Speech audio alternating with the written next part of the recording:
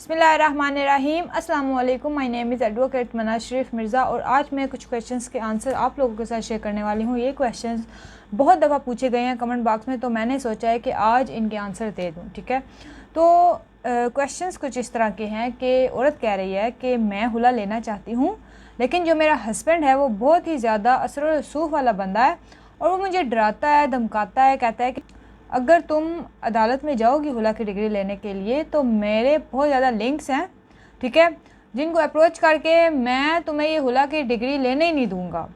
ठीक है, उसे डराता है, धमकाता है और औरत क्या है, वो अभी कंफ्यूज्ड है। ठीक है, वो ये सोच रही है कि ये ना हो मैं केस भी दायर करूं, सबको ये बात भी पता चले कि इस औरत ने केस हुला का दायर कर दिया और एंड पे जाके मुझे हुला की डिग्री ना मिले, क्योंकि मेरे हस्बैंड के बहुत ज़्यादा लिंक्स हैं और वो असर रसूख वाला बंदा है, तो मुझे तो हुला की डिग्री नहीं मिलेगी। ठीक है, नंबर 2 पे ये क्वेश्चन है कि अगर मैं हुला लेती हूँ, ठीक है, तो जो बच्चे हैं वो हस्बैंड कह रहा है कि तुम्हें हर सूरत में मुझे देने पड़ेंगे, अगर तुमने ना दिए तो मैं अदालत के थ्रू जाके ले लूँगा। ठीक है, तो क्या अगर मैं हुला लूँगी तो बच्चे जो हैं वो फिर अदालत हस्बैंड के हवाले कर देगी। ठीक है, नंबर 3 पे ये है कि अगर मैं हुला लेती हूँ, ठीक है, तो हस्बैंड को जब अदालत में बुलाया जाएगा तो वो आके इनकार कर दे कि मैं तो इसको आबाद करना चाहता हूँ, तो ये मेरे पास रहती नहीं है, तो क्या ऐसी सूरत में फिर भी हुला की डिग्री मुझे नहीं मिलेगी, मतलब कि हुला नहीं होगा। हालांकि मैं तो चाह रही हूँ कि मुझे हुला मिल जाए, हुला की डिग्री मुझे मिल जाए। ठीक है, लेकिन हस्बैंड अगर आके अदालत में ये बोले कि मैं इसको आबाद रखना चाहता हूँ, तो क्या ऐसी सूरत में फिर वो जो स्टेटस है केस का वहीं रुक जाएगा।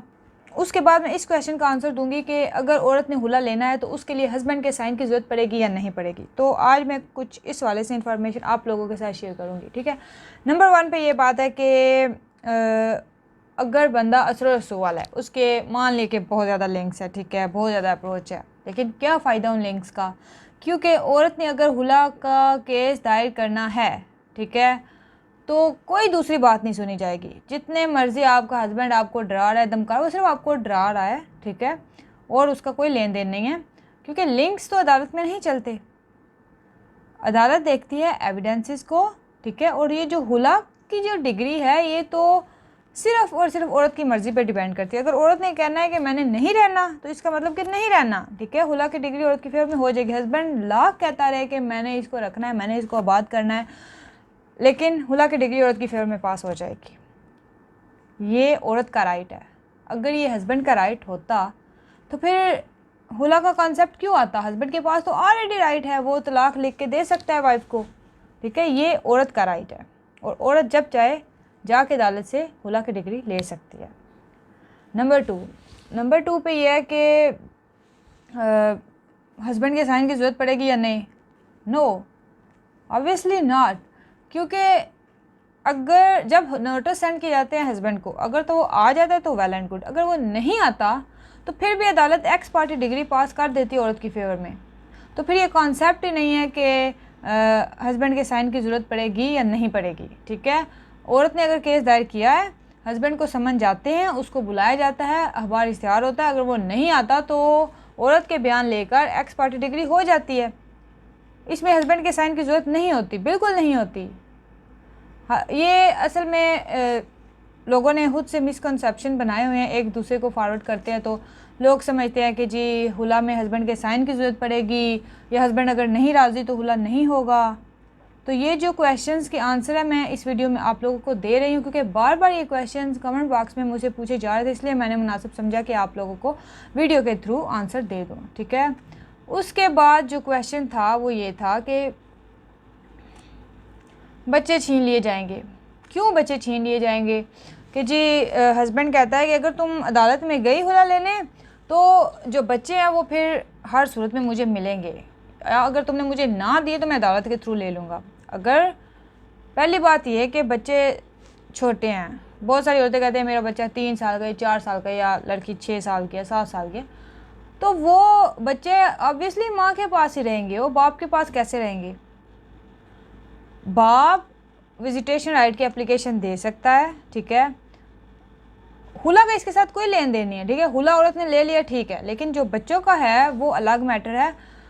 बच्चों के हवाले से यह है कि हस्बैंड विजिटेशन राइट की दरख्वास्त दे सकता है, और अगर वो चाहे कि बच्चे मुझे मिल जाएं, लेकिन अगर बच्चे छोटे हैं तो वो उसको नहीं मिलेंगे, बच्चे माँ के पास ही रहेंगे। हाँ, अगर वो बड़े हो जाते हैं, ठीक है, तो फिर वो एक तो है कि वो टेम्प्रेरी कस्टडी की दरख्वास्त देता है साथ में विजिटेशन राइट की कि मेरी मुलाकात करवाई जाए, फिर वो परमानेंट कस्टडी के लिए अप्लाई कर सकता है, लेकिन उसके लिए वैलिड ग्राउंड्स होने चाहिए, और वो ग्राउंड्स वैलिड हों ताकि अदालत को लगे कि ये बच्चे जो हैं ये हस्बैंड के हवाले किए जाएँ तो मुनासिब है। अगर ना किए गए तो बच्चों की वेलफेयर तो है ही नहीं है इस चीज़ में कि बच्चे माँ के पास रहें। वेलफेयर ऑफ द माइनर देखी जाती है, और बच्चों की वेलफेयर माँ के सिवा तो और बेहतर तरीके से कोई कर नहीं सकता। लेकिन अगर ग्राउंड्स हैं जो आपको मैंने ऑलरेडी पहले वीडियो में बताए हुए हैं कि अगर माँ दूसरी शादी कर रही है, या बहुत दूर ले जाएगी बच्चों को, या वो सही तरीके से वेलफेयर नहीं कर सकती, तो इस तरह के कुछ ग्राउंड्स हैं।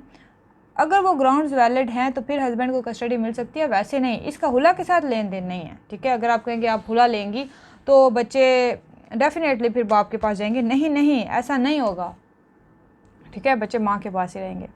उसके अलावा एक और क्वेश्चन था कि मेरे पास निकाहनामा नहीं है अब, तो मैंने हुला लेना है, तो अब क्या करूँ। तो देखें,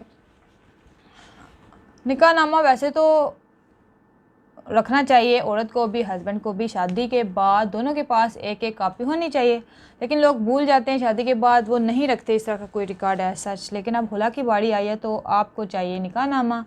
तो निकाहनामा अगर आपको हस्बैंड नहीं दे रहा तो आप मुतल्लिका यूनियन कौंसिल म्यूनसिपल कॉर्पोरेशन वालों के पास जाएँ, उनके रिकॉर्ड में होता है, वहाँ से निकलवा लें, ठीक है।